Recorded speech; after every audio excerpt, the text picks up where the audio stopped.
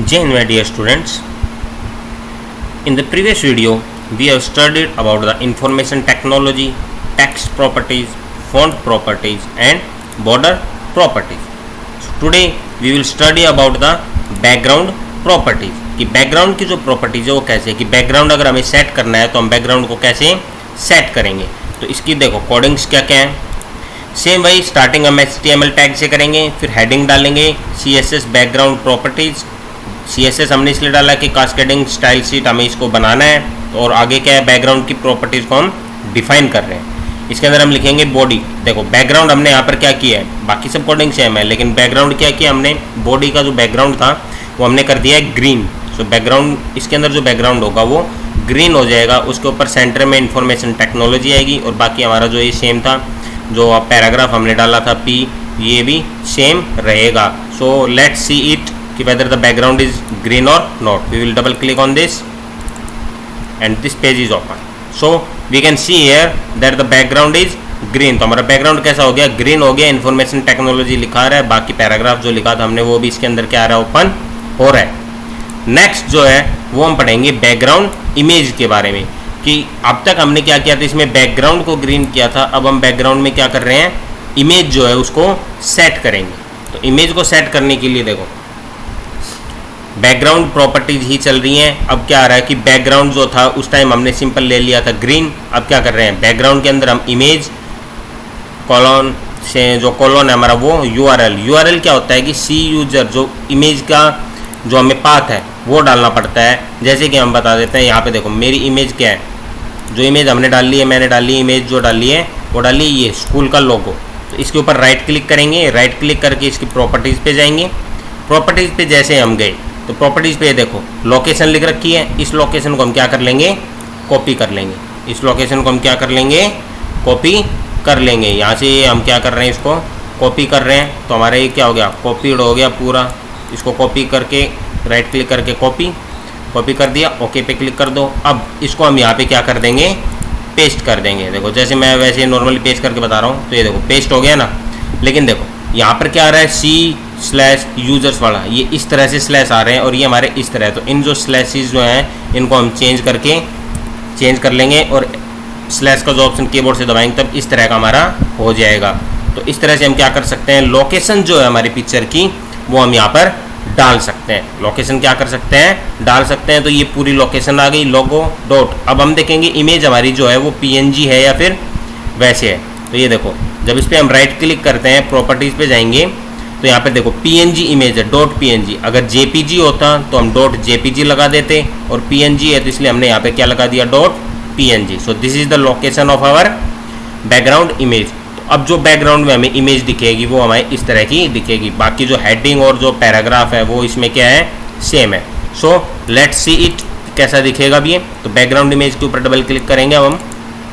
तो जैसे हमने बैकग्राउंड इमेज के ऊपर डबल क्लिक किया, ये ओपन होगी. देखो तो पीछे हमारे स्कूल की जो लोगो का जो फोटो था, जो पिक्चर थी हमारी, वो पीछे की तरफ आ गई बैकग्राउंड के अंदर, और बाकी सब इसके अंदर सेम लिखा हुआ है. So you can set the background image like this.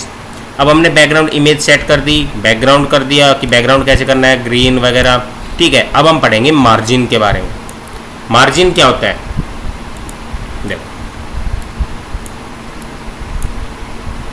Margin. तो मार्जिन होता क्या है वो देखेंगे अब हम. ये देखो तो मार्जिन होता है कि गैप डालना, कि लेफ्ट से कितना गैप डाल रहे हैं, राइट से कितना गैप डालेंगे, टॉप से कितना डाल रहे हैं, बॉटम पे जो गैप है वो कितना होना चाहिए, बीच में जो हम गैप डाल रहे हैं लेटर्स के बीच में वो कितना होना चाहिए. तो देखो body colour will be blue.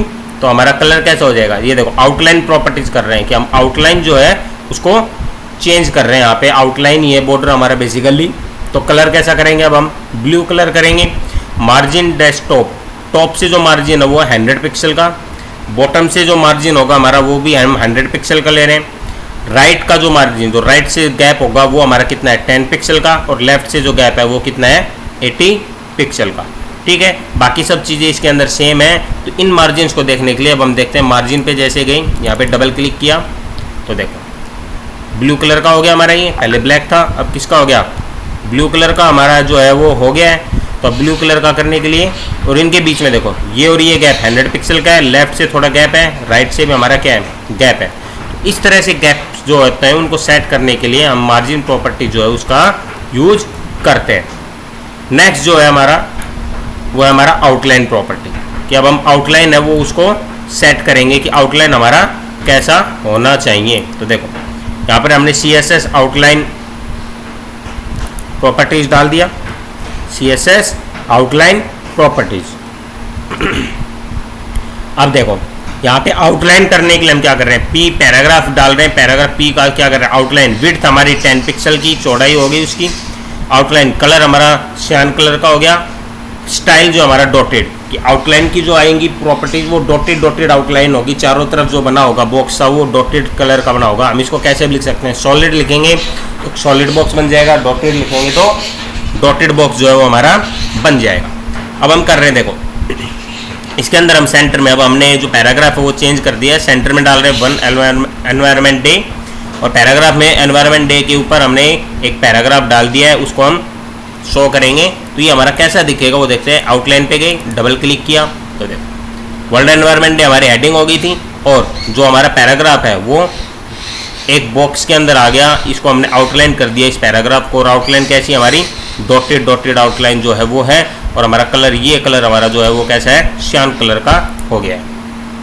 Next, और जो अब हमारा नेक्स्ट है वो है बॉक्स मॉडल। क्या है, बॉक्स मॉडल, कि बॉक्स तरह एक बनाना होता है हमें, वो कैसे करेंगे हम, देखो HTML CSS box model. Heading 1 में बैकग्राउंड का कलर हम लाइट ग्रे रखेंगे, लाइट ग्रे कलर का हो जाएगा। उसकी विड्थ चौड़ाई वो 300 पिक्सल की हो जाएगी, 300 पिक्सल हमारा बॉक्स है वो चौड़ा हो जाएगा। बॉर्डर है उसका बॉर्डर रहेगा 15 पिक्सल, सॉलिड ग्रीन कलर का बॉर्डर होगा। पैडिंग 15 और मार्जिन है 20 पिक्सल, और बाकी जो डिटेल्स है इसके अंदर सेम है। तो इसको हम देखेंगे कैसा दिखेगा, देखो डबल क्लिक किया, ये देखो ग्रीन कलर का बॉर्डर था, अंदर लाइट में लाइट ग्रे था हमारा, ये हमारी हेडिंग हो गई थी, और नीचे ये हो गया। तो इनका जो मार्जिन है वो 50 पिक्सल का था, ये वाला बॉर्डर का जो मार्जिन था वो 50 पिक्सल का था। तो इस तरह से चौड़ाई का बॉर्डर आ गया।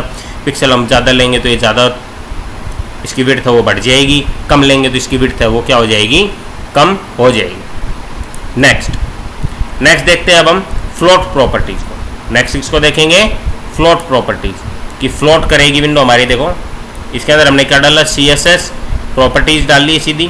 फ्लोट कर रहे हैं हम लेफ्ट को, फ्लोट किधर कर रहे हैं, लेफ्ट को, कि लेफ्ट में हम क्या डाल देंगे, एक इमेज जो है वो हमने लेफ्ट में डाल देते हैं, और राइट में, और जो सेंटर में आएगा वर्ल्ड एनवायरनमेंट डे, और उसके बाद हम डाल रहे हैं इमेज का सोर्स, वही सोर्स है जो हमने पहले डाला था, वही सोर्स यहाँ पे कॉपी कर दिया है। आगे क्या लिखेंगे, वर्ल्ड एनवायरनमेंट डे, कि ये जो इमेज है ये किस तरफ आ जाएगी, हमारी लेफ्ट साइड की तरफ। कि देखो फ्लोट किधर का रखा है, लेफ्ट, और फ्लोट क्या कर रहे हैं हम, इमेज के सोर्स को, एक इमेज है वही इमेज हमारी सेम सोर्स वहीं से कॉपी करेंगे, ठीक है, जैसे पहले बताया था। तो वो इमेज लेफ्ट साइड के अंदर चली जाएगी, और बाकी सब उसके राइट साइड में ये है, ये लिखा जाएगा पूरा पैराग्राफ। तो किस तरह से दिखता है ये देखो, जैसे हमने फ्लोट पे डबल क्लिक किया तो ये ओपन हो गया। तो हमारी जो इमेज थी वो लेफ्ट साइड में आ गई, और ये हमारा क्या हो गया, पूरा कंप्लीट पैराग्राफ है वो चलता गया। हेडिंग उसके अंदर वर्ल्ड एनवायरनमेंट डे थी, और बाकी हमारा क्या था, पैराग्राफ था। So your chapter number 2, that is cascading style sheet, has been completed now. In the next class we will study about the next chapter. Till then, thank you so much.